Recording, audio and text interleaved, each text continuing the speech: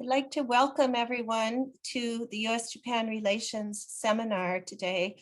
I'm Mary Brinton, Director of the Reischauer Institute, and it's my great pleasure to introduce my colleague and friend, James Raymo, who is Professor Henry Wendt 355, Professor of East Asian Studies at Princeton University. Jim got his master's degree at Osaka City University, and the title of his thesis in Japanese, written in Japanese, Population Aging and Economic Growth in Japan. And Jim has very broad interests in population aging, fertility, marriage, household composition, and many other social demographic issues related to Japan. And I consider him absolutely to be the top American demographer of Japan. Jim has close ties, maintains very close ties with many Japanese demographers. And as far as I know, he's the only American demographer who regularly goes to the Japanese Population Association meetings. I go if I happen to be in Japan, and if I do go, I always see Jim. And as I said, his research is very wide-ranging across many aspects of family demography. Jim got his PhD at the University of Michigan and then went to Wisconsin, where he taught for 19 years. In 2019, he moved to Princeton, his current position. And I started to print out his CV, but it's 29 pages long. And it includes, I must say, it includes the longest list of working papers and papers in progress that I have ever seen, a full 3 pages. So that's a very accurate signal of Jim's continuing productivity. And I've learned so much from him over the years, and I'm very, very pleased to count him as a good friend. One of the things I wanted to say is that after Jim moved to Princeton, he and Yu Xie, one of our demography colleagues at Princeton, and Hyunjun Park, who many of you know, who's at UPenn, began a monthly online seminar titled Research on East Asian Demography and Inequality, or the very handy acronym READI, R-E-A-D-I. And this meets once a month online. Is it the first or second Tuesday of the month? Second Tuesday of the month. Second Tuesday, yeah. And it meets from 8:30 to 10 p.m. Why? Because at least half, I would say way more than half, of the participants are graduate students and professors and researchers in East Asia. So it's a little bit late by East Coast standards for all of us, but it allows a very wide and broad participation from our East Asian colleagues, which is absolutely wonderful. So Jim has said it's okay for me to invite you, if you're interested in participating in this forum, to write to him. It's extremely well organized. There's a different speaker every month. There's usually quite a bit of time for Q&A. So it's really a wonderful forum, and it's a great, I think it's providing a great service to bring together mainly American and East Asian scholars, many Japanese and Chinese and South Korean scholars of the family and social demography, to talk together about the common issues facing East Asian societies, and also some of the differences that are happening as family change occurs in East Asia. So I think I'll stop there. There's lots more I could say, but I want to give Jim his full 30 minutes to present his research to us. So let me just make a quick comment. Next week's seminar will be Japan's growth strategy in the 2020s, demand and supply side dimensions. Christina Davis will moderate, and Ito Motoshige at the Faculty of International Social Sciences at Gakushūin University will be the speaker. In terms of rules, I think you're all quite familiar now since we've been online for over a year. You should feel free to submit questions via the Q&A button at the bottom of your Zoom screen. And the session is being recorded by our staff, but only the panelists' video and audio will be recorded for the event. And of course, please abstain, refrain from unauthorized video, photo, or audio recordings. So with that, I'll turn it over to Jim. All right, thank you, Mary. Before I say anything, let me just pull that up. Hopefully that is clear to everybody. Thank you, Mary. That was an awfully nice and very generous, perhaps overly generous introduction. I really do appreciate it. You mentioned this long list of papers in progress. Yes, there are a lot.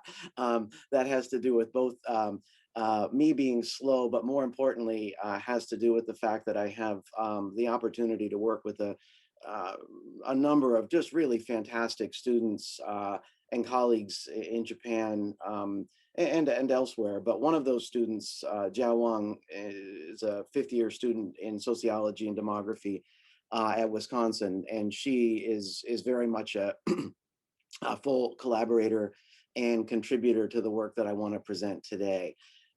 Which is on, it says single mothers, but that's actually a bit of a misnomer. I will be talking about single mothers, but we'll also be talking about married mothers and remarried mothers as well, with a focus on employment histories and economic well-being. Hang on just a sec. When I shared the title for the talk, I had this sort of flash in my head, not deja vu, but something like deja vu. I knew I had presented here, there at Harvard several years ago, but the flash was that, my gosh, I think I may have presented on the same thing. And so I went back and I pulled up my slides from that visit, which turned out to have been in 2009. So quite a few years ago, and the title was The Well-Being of Single Mothers in Japan. I promise that this is not a rehash. I doubt that there are many of you in the audience today who were at that as well. I know Mary was, but this will not be a rehash. It's what I want to present is an extension of what I was talking about then, which was, if I'm not mistaken, a sort of a research agenda and some initial results or some background data. I can't remember exactly. But what I thought I would do is just to tell you a little bit about what we've done in the meantime on that project, because 2009 was prior to the first data collection that we engaged in for the project I want to present. So let me spend a little bit of time sharing with you some of the work that we've done on that. It's based on a survey that we've started to collect in 2011. The National Survey of Households with Children, or Kosodate Setai Zenkoku Chosa, done at the Japan Institute for Labor Policy and Training. Some of you may be familiar with that. It's a sort of a quasi-public think tank affiliated with the Ministry of Health, Labor, and Welfare in Tokyo. And the PI on this is a scholar, an economist named Yenfei Zhou, and she's just been fantastic. I've done a lot of work with her on this over the years. The real beauty of this survey is this oversample of single mothers. So basically we have a total sample size now after 5 rounds of data collection of about 11,000 mothers, and about 3,400 of them are single mothers. And this is really quite amazing, because if you think about, I'll try to make the case that studying single mothers is important in Japan. Hopefully I don't have to do too much convincing on that front. But I think it's also important to acknowledge that most of the existing surveys, social surveys that we might use to do the kind of work that I do, would not have enough single mothers in them. So this oversampling has really allowed us to do a lot of interesting work. around the well-being of single mothers in Japan. This is the core team. Some of you may recognize Aya Abe, who has written some very high-profile Shinsho books in recent years on child poverty in Japan. An interdisciplinary team, primarily economists and sociologists. There are a few others. I've been involved, as I said, from the beginning as well, but really it's Yante Joe who's really led this and done a fantastic job in gathering resources and collecting the data. And the first paper we published from this project was in 2012, so 3 years after that first talk, focusing on the subjective well-being of single mothers and trying to evaluate the degree to which some of the disadvantage faced by single mothers in Japan may be mitigated by the high prevalence of co-residence with their parents. So we saw very early on that about a third of single mothers in Japan lived with their parents, so the grandparents of their children, and were very interested in the context of relatively limited public support for single mothers, public income support, that is, how this distinctive family arrangement was relevant for understanding the well-being of single mothers. And we found some benefits of co-residence in this, although it was very clear that on both of these measures, single mothers fared far less well than their married counterparts. That's not surprising. In another paper with Hanjun Park, who Mary mentioned earlier, and other colleagues, we examined mothers' time with children, including shared meals, and demonstrated that single mothers spent far less time, significantly less time with their children than do their married counterparts, and found that living with grandparents didn't really make a difference in this case in terms of facilitating single mothers' time with children. And without really belaboring the point or going into details, I want to get to today's work. But the focus of this paper really is relevant to understanding the broader research agenda, which is really trying to understand the ways in which differences across the socioeconomic spectrum in family behavior have implications not only for the well-being of men and women, single mothers in particular in this case, but also their children. Very interested in trying to understand the links between family behavior, inequality, and the potential reproduction of disadvantage across generations. So this was something that was a first effort in that area. Here's one with the colleague Sawako Shirahase at the University of Tokyo, trying to understand the degree to which the very high levels of poverty among single mothers in Japan, I'll show you data on this in a bit, reflect the fact that that official measure doesn't include single mothers who live with their parents, co-reside with their parents. So we tried to understand how an alternative measure of poverty that incorporated single mothers who live in 3-generation households might alter our understanding of the level of poverty among single mothers in Japan. And not surprisingly, when we do that, the level of poverty is lower. But to our surprise, we found it wasn't really that much lower. And a little bit more digging into that demonstrated that the reason for that was that the older parents, the grandparental generation with whom many single mothers co-reside, are themselves often in quite precarious economic circumstances. So this was another really, I think, kind of novel and important insight into understanding intergenerational correlation in disadvantage. Here's one where we tried, again, with the going back to this focus on children's well-being, focusing directly on children's health and school performance among the children of single mothers and their married mother counterparts, finding not surprisingly that, and these are mother reports of children's health and school performance, the children of single mothers tend to do less well and report having higher prevalence of health problems. So again, an important finding in terms of thinking about this intergenerational transmission of disadvantage. Here's a cute cover of a conference volume. Mary, you were there too at this one, I think. Yeah, if I recall, in Vienna.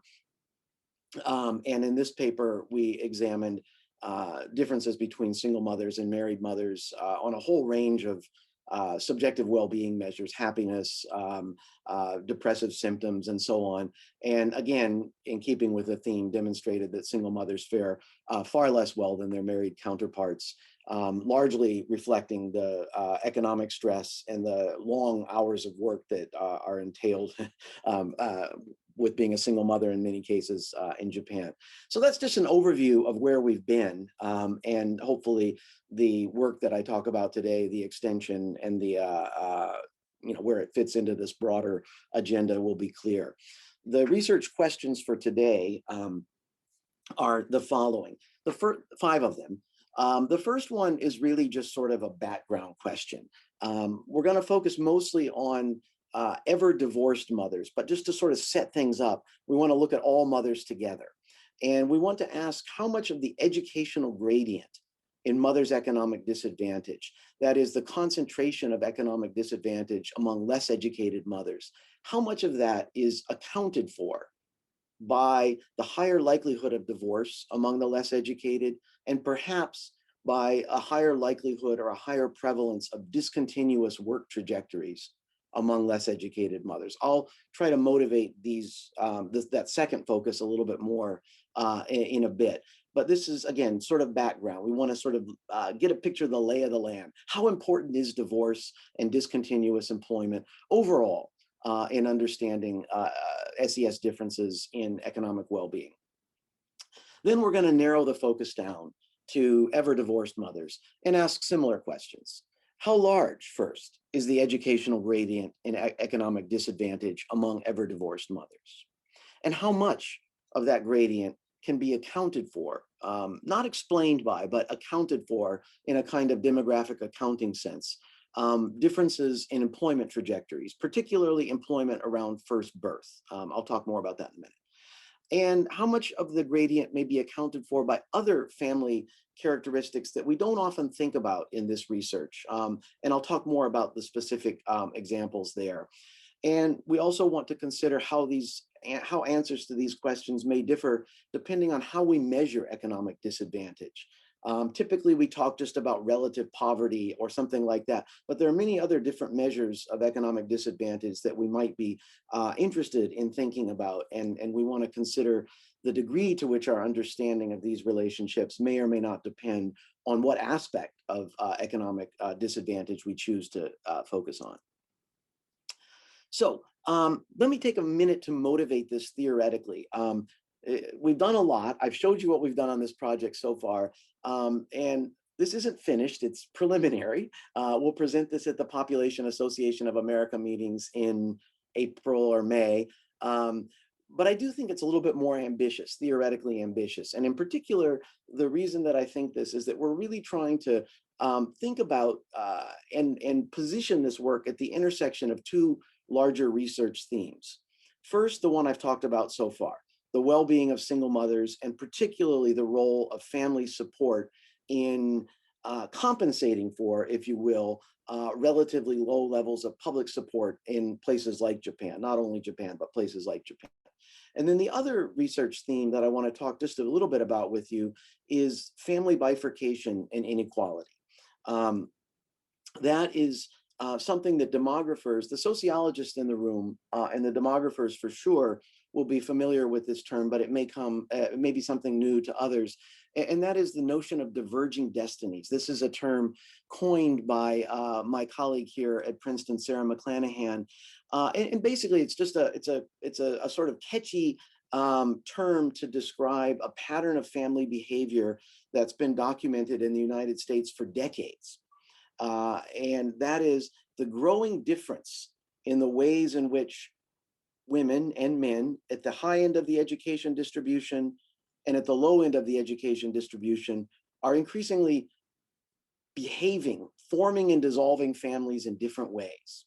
And forming and dissolving families in different ways that have clear implications for the resources available to children, hence the diverging destinies part of this framework. So the basic idea is that this bifurcation in family behavior concentration of early marriage, unplanned childbearing, out of wedlock childbearing, non-partnered childbearing, union dissolution, limited labor force attachment among the less educated, and the opposite of all of those among the more highly educated, that bifurcation is contributing to inequality both within generations and also across generations by influencing the resources available to children. So this is really where a lot of the work that I'm doing right now is coming from. And what we're doing is to recognize that despite how compelling and widely cited the Diverging Destinies research is, there are some real holes in this research. One of which is that it's largely limited to Western countries. As I said, it emerged out of research on the United States, but there has been a real concerted effort to evaluate these ideas in other countries. But for better or for worse, most of those countries have been European or other English-speaking countries, Australia and so on. One problem. Another problem is a tendency to focus on one family behavior at a time, divorce or non-marital childbearing, for example. However, we know that that we can think about family behaviors as kind of a package. And we know that this package of family behaviors that's associated with children's resources is related to mother's educational attainment. And there was probably value, at least I can imagine that there's a lot of value in thinking not just about isolated behaviors, but thinking about a constellation of family behaviors. And we want to take a first step in that direction. We're certainly not the first to recognize this, but I don't think there's been a lot done on this empirically. There's a lot of attention to compositional differences, that is that bifurcation I talked about, but there hasn't been a lot of attention to relationships between family behaviors and outcomes and how those may differ by mother's educational attainment. So it's not only important that that women and mothers in different educational groups are behaving differently, we also may be very interested in understanding how the implications of those family behaviors may differ across educational attainment, with implications for the well-being of both mothers and their children. And as I said a minute ago, there's little attention to other family differences that may mitigate or exacerbate the differences of central interest in this research. So what are we going to do? Well, we're going to try to address most of those. First, by focusing on Japan. The work that I've done so far is on Japan.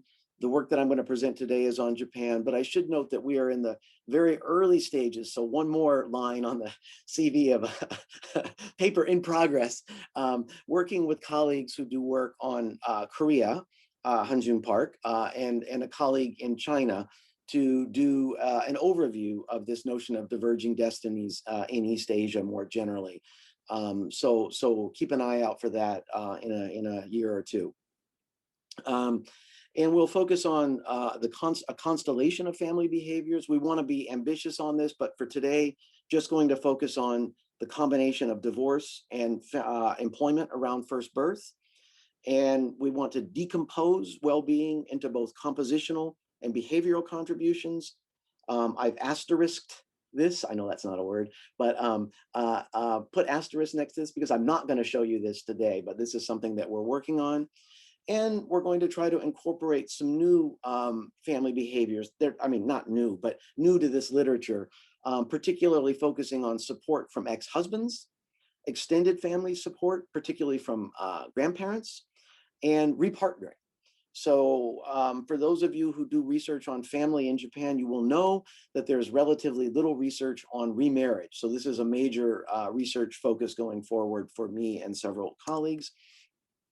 This isn't the first time that we've addressed these questions. This is a little pamphlet that we published a couple of years ago, my colleague Miho Iwasawa and I, on diverging destinies in Japan, and we're going to try to build on that a little bit here.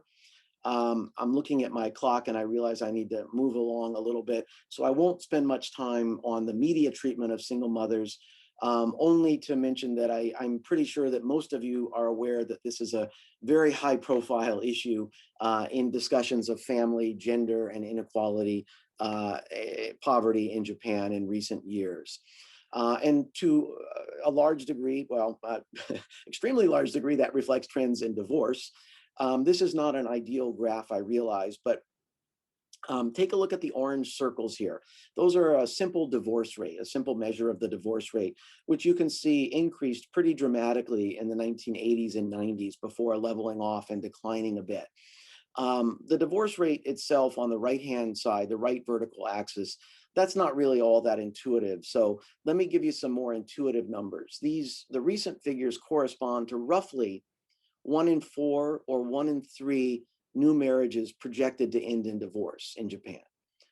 So much lower than the United States, but pretty normal relative to other wealthy countries. I think the key to take away from that is that Japan is by no means a low divorce country. I think that there's a tendency to, I don't know where it comes from, but maybe because it used to be a low divorce country, I don't know, but to think that divorce is relatively uncommon in Japan, which is unequivocally not true. Roughly 1 in 10 households with children today are headed by a single parent, typically a single mother, and about 1 in 8 children live with a single mother in Japan. Those are a little bit dated numbers, but I don't think they've changed all that much. And the reason I say single mothers as opposed to single fathers is that you can see this sort of breakdown here. It's not a great chart, but the light blue down there, those are divorces with no kids. The middle blue color, those are divorces in which the father gets sole custody. The dark blue, those are divorces in which the mother gets sole custody. So 80% of divorces that involve children, the mom has sole custody. That's why I talk about single mothers as opposed to single parents or single fathers. So I'm going to skip this other than to say that there is a strong negative educational gradient in divorce. Divorce is heavily concentrated among the least educated, and I'll show you that again in a different slide. Here are a couple of figures on Japan in comparative perspective. These are OECD countries ranked by the level of poverty in two-parent families, from Denmark lowest, Israel the highest. But the dark line here, the dark red or dark black, that's single parent family poverty levels. Japan is among the highest at about 54%. So this is really where a lot of this motivation comes from, a recognition that not only, do single mothers in Japan face economic deprivation in relative terms, relative to other countries or relative to married mothers, but in absolute terms, this is an extremely high level of poverty with implications, obviously, for children's well-being. You might think that that's due to limited labor force attachment, limited earnings for single mothers in Japan. Absolutely not true. 85 or 90% of single mothers in Japan are employed. Granted, their earnings are low, yes, but it's not an issue of employment or not. This is among the highest in the OECD as well. But where we think we may be able to generate some useful insights around employment is to think about employment trajectories. And I think it's conventional wisdom to suggest that the high prevalence of labor force dropout around first birth in Japan and the implications of that dropout for subsequent opportunities to re-enter the labor force and subsequent opportunities to engage in stable, reasonably well-paid, lifelong career type employment, which we know is very, very difficult once one has left the labor market. This may be part of the explanation for why we see such high levels of poverty among single mothers in Japan. And that's what we explicitly want to focus on in this paper, trying to empirically evaluate whether or not that is relevant or not. So these are data from the National Fertility Surveys that basically show among relatively young mothers, so women married 5 to 9 years with at least one child a year, aged 1 or older. These are at these different survey years, the proportion of these mothers who either left the labor force to become a homemaker, yellow, stayed in the labor force continuously, orange, or left and re-entered, gray. Okay, you can see that homemakers have declined and continuous employment has increased. However, if we add homemakers and the reentry mothers together, you get this dotted black line that shows that about 2/3, or now about 60% of mothers, all mothers in Japan, have left the labor force at least temporarily around the birth of their first child. I don't have time to go into the details, but I think that you all are well aware of the kinds of jobs to which these women can return and the kinds of incomes that those jobs provide. Not not good, what we might call bad jobs, using Arnie Kallenberg's term in the US. So we're going to use these data to evaluate those questions that I showed you before. We're going to look at 4 measures of economic disadvantage. Being in the lowest quartile of equivalized household income, that's an approximation of the relative poverty rate. Inability to sometimes or always, often buy necessary food or clothing, so need. Subjective economic difficulty, family finances are very tough, so reported difficulty, and not saving, being unable to save or spending down savings. I put asterisks next to this because this is a measure that we found to be particularly strongly related to various measures of well-being in earlier analyses of these same data. So how much of the SES gradient in mothers' economic disadvantage is accounted for by differences in divorce and employment trajectories? Here are the gradients. These are coefficients from linear probability models: income, need, difficulty, inability to save. These are all 0-1 measures. So the vertical axis here you can think of as differences in the probability of reporting low income, economic need relative to the least educated women, okay? So the least educated women are 0. And vocational school graduates, junior college graduates, university graduates are all less likely to report any of these disadvantages than high school graduates or the very small group of junior high school graduates. So there's a very strong negative educational gradient in economic disadvantage. This is what we want to try to account for.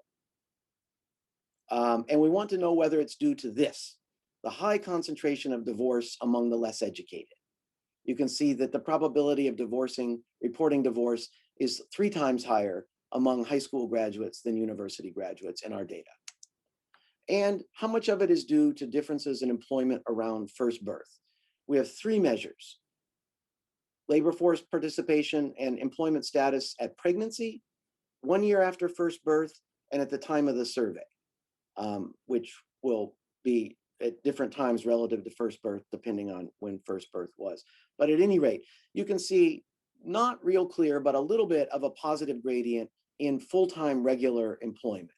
The seikishain in Japanese for the orange, which we think may be relevant for helping us to understand the gradient we just saw. But it's not a strong difference. I'm going to skip that. Here's what happens. The blue bars I just showed you, the gradient, the bivariate simple gradient, descriptive gradient. The orange gradient is what happens after we account for differences in divorce and differences in employment around first birth. It's still big, it's still there. It's about 30% less, about a third less. So these 2 demographic factors account for about 1/3 of the economic disadvantage, educational gradient and economic disadvantage. So I realize I'm running out of time, so I'm going to move along here. Let's limit our focus to the ever divorced mothers.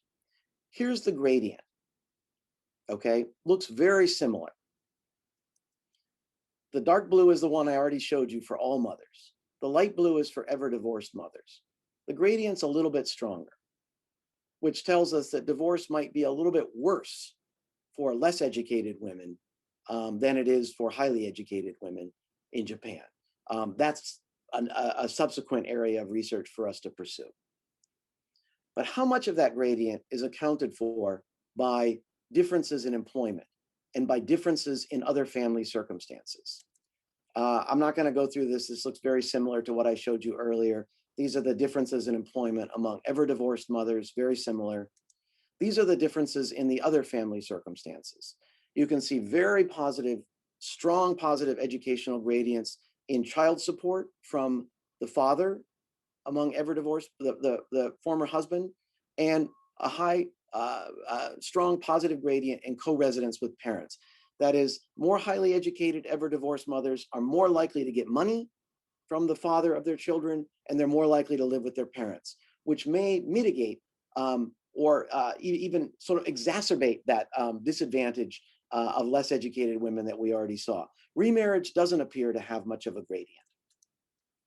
And when we account for these different factors in the models in the same way that we did earlier, we see that that blue measure, the overall gradient in economic disadvantage, it remains. The orange is still there, but it's smaller. The differences in employment status and the differences in child support, co-residence account for about a quarter of the difference in educational difference in economic disadvantage among ever divorced mothers. So that's what I have. Very, very quickly to summarize, we have shown that divorce and discontinuous work both contribute to SES, socioeconomic status differences in the economic well-being of mothers overall. Divorce is especially relevant. Employment status is relevant, but not as important as divorce. And you could see from the gradients I showed you why that is. Importantly, a large proportion of the gradient remains unexplained. There's a lot more work for us to do to understand why there's such a strong gradient in educational gradient in mothers' well-being. Among ever divorced women, we see that educational differences in employment and these other factors account for about a quarter of the differences. And that's almost all due to the employment differences. Those differences in child support and co-residence I showed you really aren't that important relative to the other factors. So what does it mean? Educational gradient and disadvantage is pronounced in Japan. We already knew that. But what we really need to do is, having documented this, to start thinking about the implications of this gradient for the well-being of children in the context of this diverging destinies idea. And this is part of work I'm doing with others using data from the Japan Child Panel Survey, which is a companion to the KO and Japan Household Panel surveys that some of you may be familiar with. I think it's clear that there's value in modeling multiple family behaviors simultaneously, and that's a direction we want to take this in. And we also find in some preliminary analyses that composition appears to be much more important than behavior, that point I mentioned earlier, but we really want to dig into this more. So that's what I have for you guys today. Hopefully this was a useful overview of the well-being of single mothers in Japan, and how family demographers and stratification scholars, at least one of them and his colleagues, is thinking about it. And I really do appreciate, I know we have a real large audience today. I very much appreciate everybody being here and listening, and I'm very excited to hear what you have to say and to talk through your questions or concerns, comments with you in the time that we have remaining. So thank you very much for listening.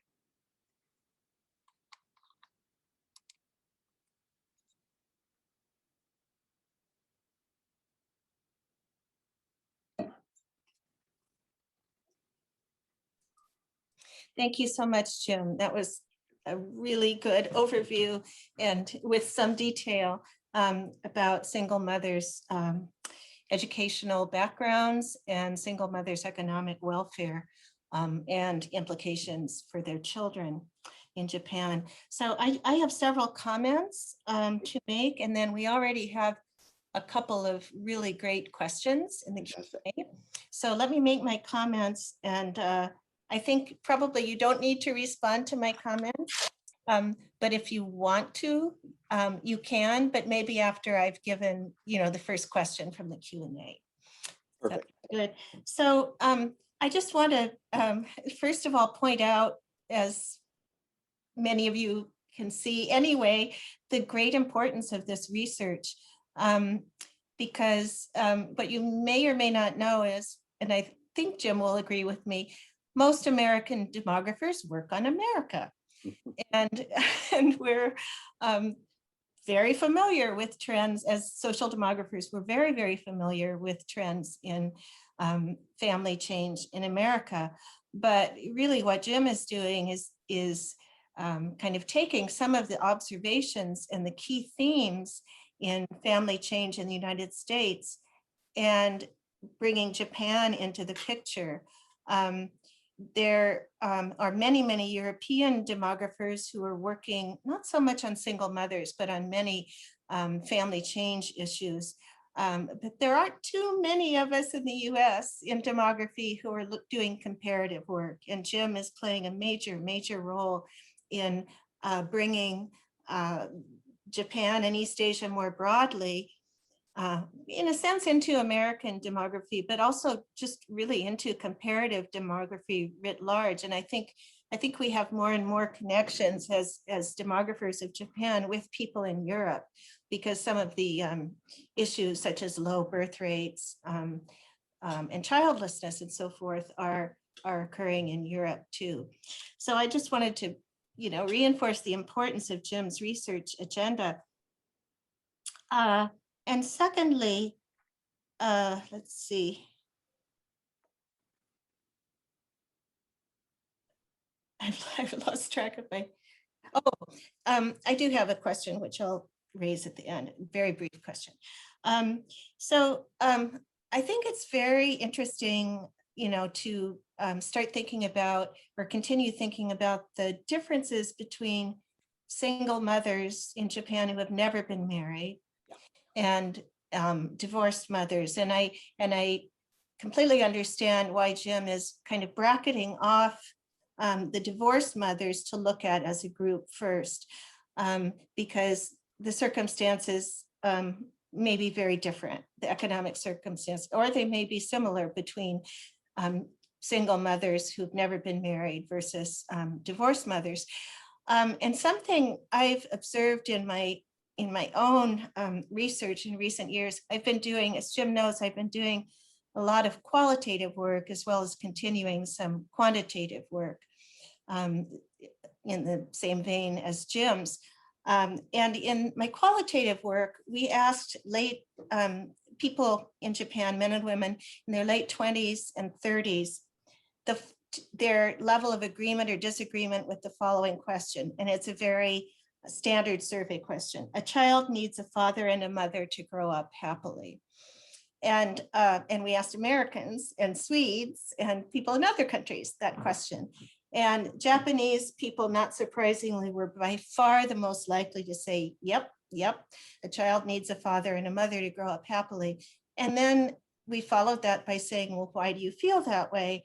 And what I observed in the Japanese responses was that people tended to put divorced and single never married mothers together in the same category. And the dominant response was, well, a child needs a father as a role model.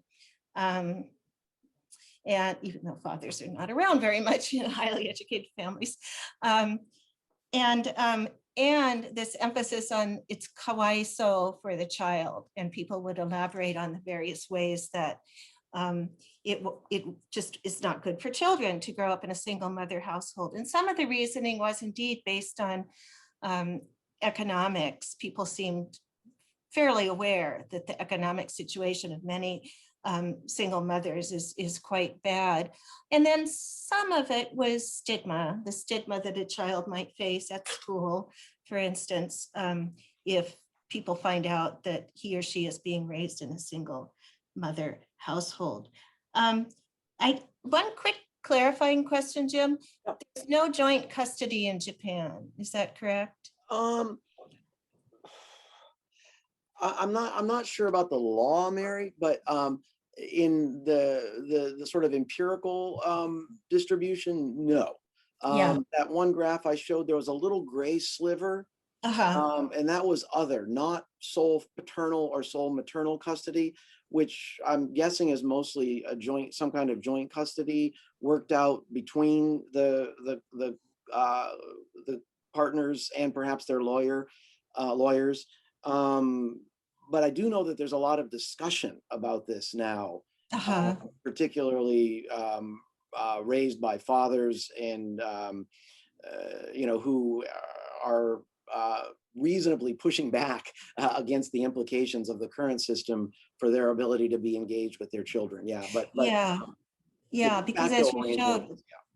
as you showed the overwhelming majority of situations is where the mother has custody. So let me move to our first question by Len Shokpa at University of Virginia.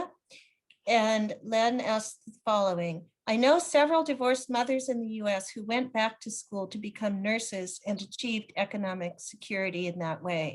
I don't know any with similar stories in Japan. Is this because this is indeed not very common there? And if it is rare, is that because there are few higher ed programs to cater to this group? Or is it because labor markets won't hire nurses into full-time career nursing jobs after age 35?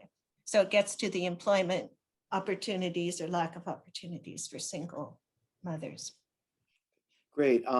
Thank you, Lynn, for that question. I can't see you, unfortunately, but I'm glad you're here and appreciate the question. It's a good one, and I think that my response. This isn't something that we've looked at empirically, but I think an understanding of both the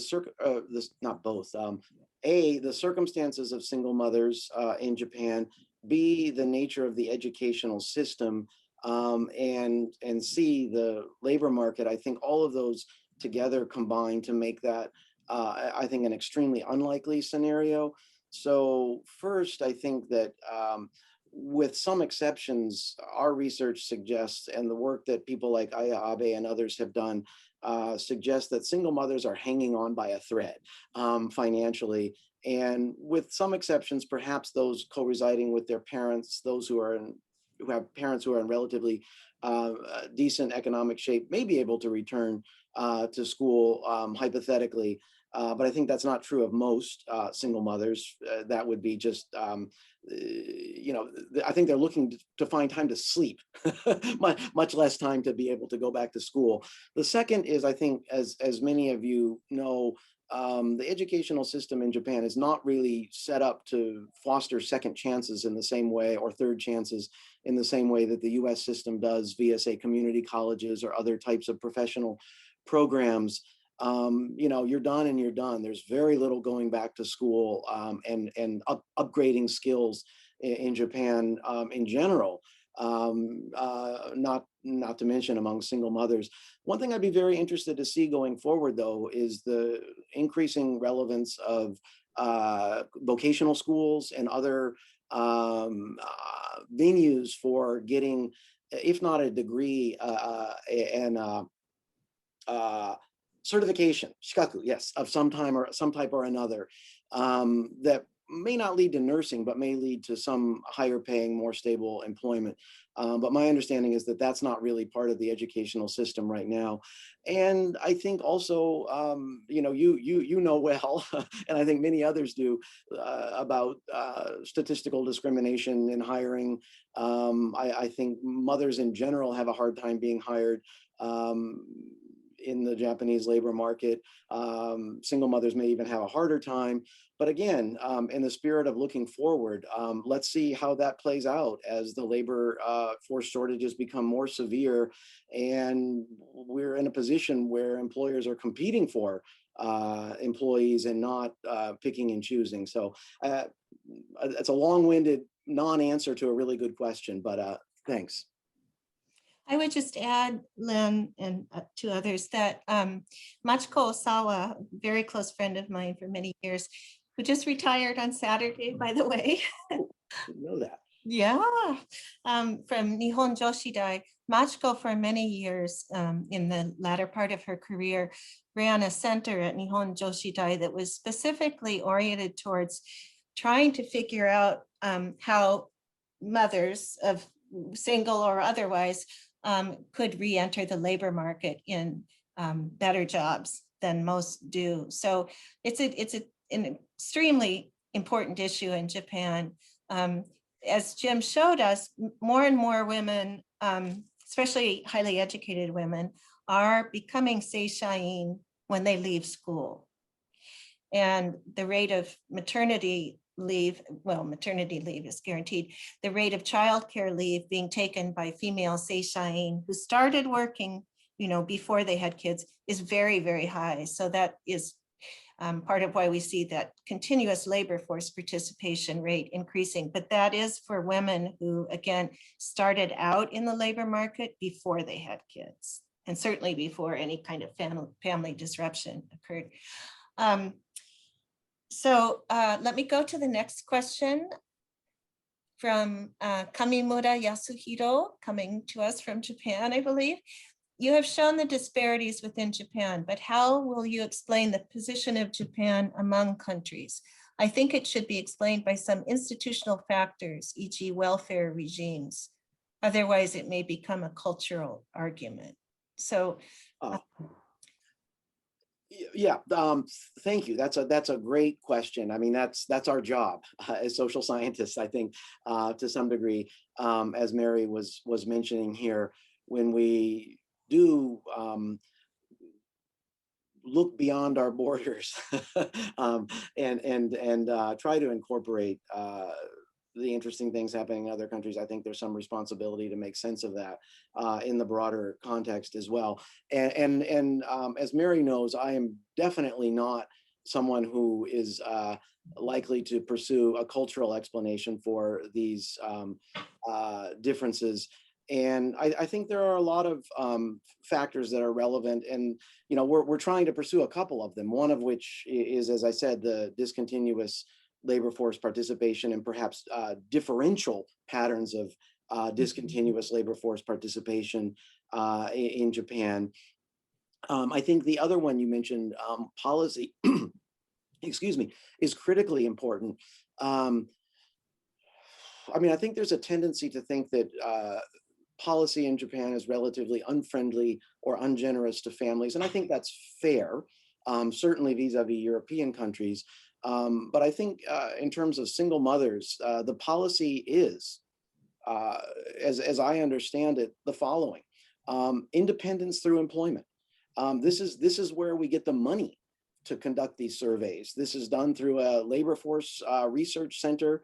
They don't have a horse in the race, so to speak, but they certainly are encouraged to think about the ways in which training programs, getting certification skills are related to employment patterns, related to various dimensions of well-being.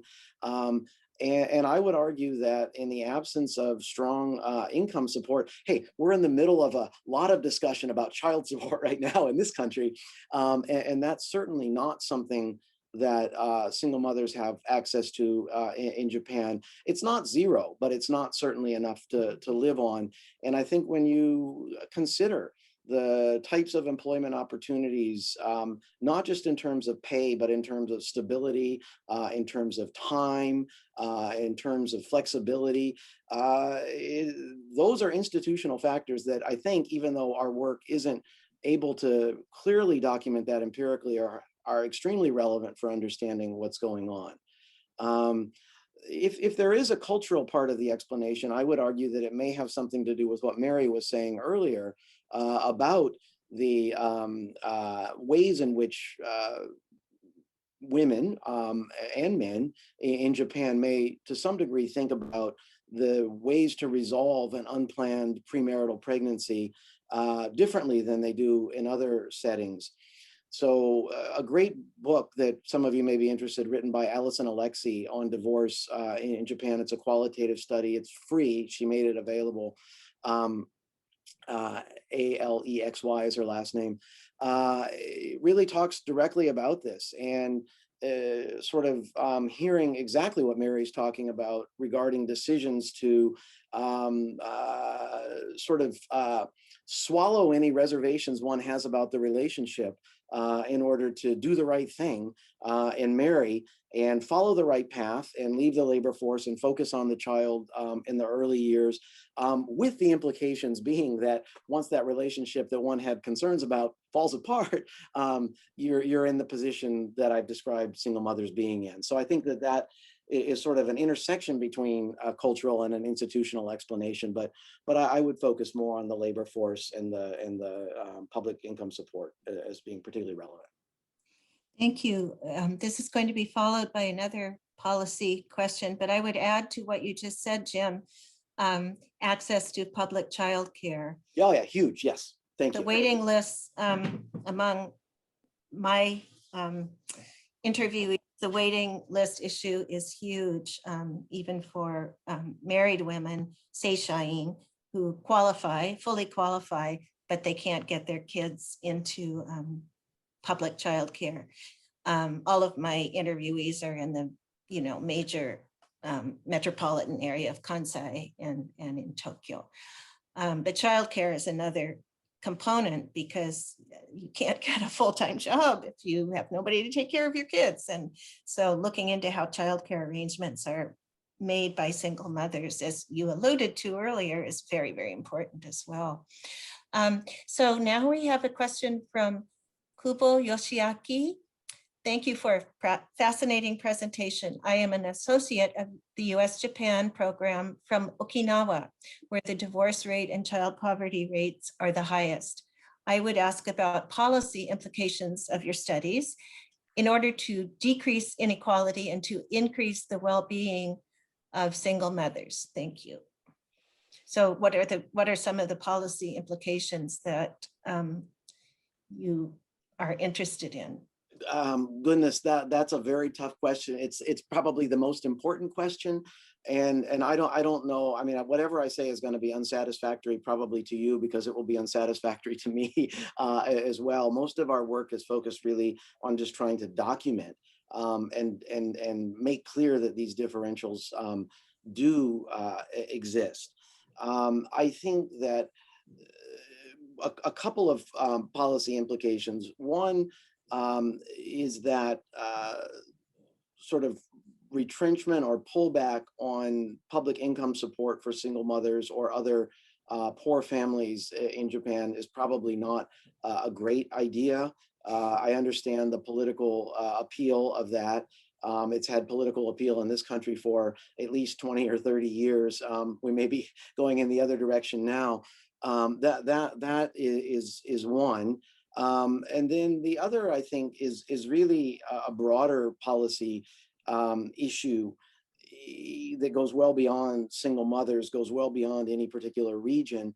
And that is, I think, around the quality of work. I think over the, since the early 1990s, I guess, you've had tremendous deregulation around employment, huge increase in non-standard employment. I think, as many of you know, 50%, 30% of the entire Japanese labor force is employed in non-standard arrangements, and over 50% of women are in that type of work. For many people, that's wonderful because it allows for balancing work and family. But I think for many people, with the co-author of this paper, I've just been doing some work on involuntary non-standard employment, which is certainly not a trivial slice of the labor force in Japan. And whatever policies, I'm not a policy maker or a policy analysis, so I don't have the good ideas in my back pocket, so to speak. But other, policies that are related to providing more protection for employees. Japan has, I don't remember exactly what the minimum wage is. I think it's around 800 yen or 900 yen or something like that. I could be wrong, but that's like the United States, right? And certainly that's impossible for people to raise a family on, certainly a single mother to raise a family on. And it's pretty clear that many of the single mothers that we do research on, that's what they're making in multiple minimum wage jobs, as is the case in the United States as well. So whatever can be done around ensuring more stable employment opportunities at higher pay is probably going to go a long way to ameliorating some of the circumstances we're talking about, but also have much broader implications. And when one thinks about the forthcoming labor force shortages driven by population aging and limited immigration, well, I think it's on the horizon one way or the other, but I don't know how it's going to unfold. But a tremendous question. I wish I had a better answer. Thank you. Unfortunately, I think we're up against the time limit. There are two additional questions related to education, the relationship between education, the educational gradient, and divorce.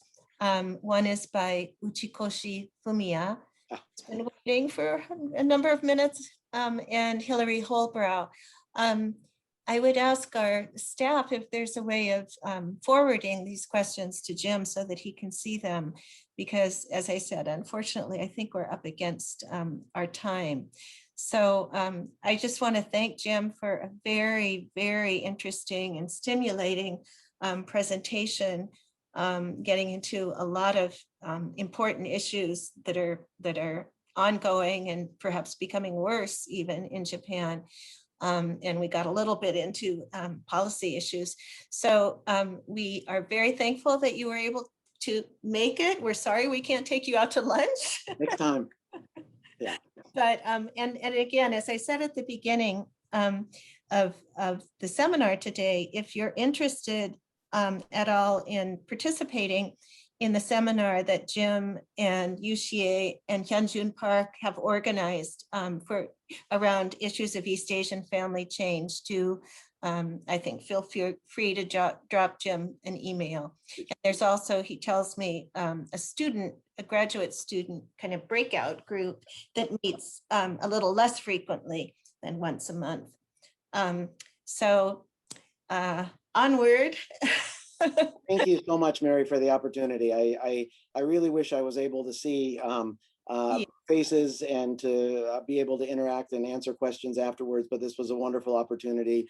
I really, again, do appreciate everybody sitting through the hour and the great questions afterwards. I look forward to an opportunity to meet others in person. So thank you. Yeah, well, we look forward to being able to invite you back to Harvard, but hopefully not with such a long time span, 10-year time span, once we can all be together in the same place. So thank you so much, Jim. Thank you, Mary. Yeah. Bye-bye. Take care. Bye-bye.